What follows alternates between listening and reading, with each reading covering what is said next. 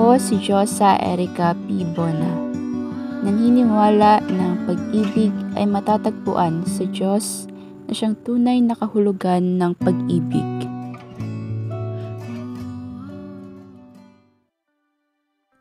Araw-araw, lumilikha tayo ng mga desisyon na may pananagutan at isinasiisip natin kung ito ba ay makabubuti o makasasama hindi lang sa atin, kundi maging sa ating kapwa. Pag-ibig ang nag-uudyok sa atin upang ito'y isakilos ng tayo ay mamuhay ng may kabanalan.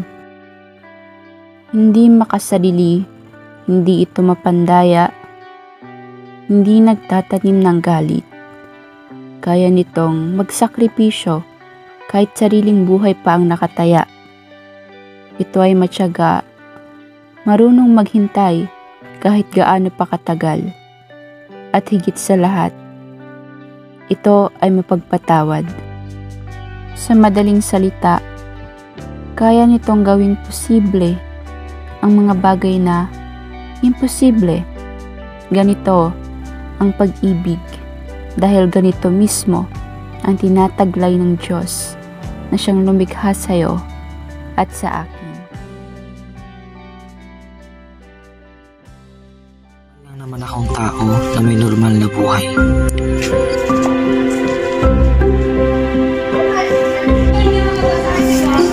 May mga tinutulungan akong mga tao. Okay ka lang, Maiha? Okay lang po. Maraming salamat po sa pagtulong sa akin. Halika, Iha, kain na muna tayo. May mga taong sasabihin na unahin mo muna sarili mo bago ka tumulong sa iba. Pero wala eh. Doon ako sumasaya. Sabi nila, kahit tumulong ako sa iba, hindi naman ako sisikat. Thank you po. Kain ka na. Hindi yayaman. Hindi makikilala. Sa huli, isa pa rin naman akong normal na tao. Pero kahit na ganoon, doon ako sumasaya. Doon ko nahahanap ang pagmamahal. Nakikita ko ang saya sa mukha nila kapag tuwing natutulungan ko sila. Doon ko naiintindihan ang tunay na buhay. Doon ko nakikita kung anong hindi kailanman mapapalitan ng kahit anong material na bagay o kahit anong halaga.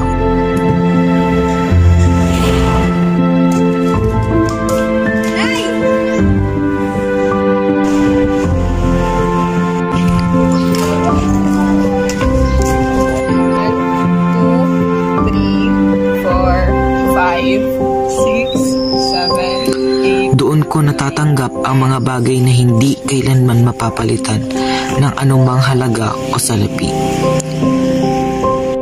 Maraming salamat. Walang anuman.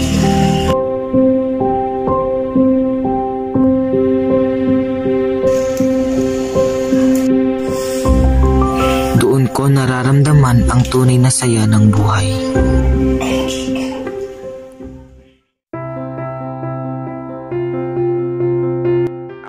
Mark Ardalupe, isang mag-aaral ng mga Tram National High School. Talaga namang napakahirap ng buhay bilang isang estudyante. Ngunit gayon pa man, aking binabalanse ang aking panahon upang may pakitang pagmamahal sa aking pamilya at gayon na di matulungan sila sa mga gawaing bahay. At syempre, mapaglaanan na rin ng panahon upang makasama sila at magsaya.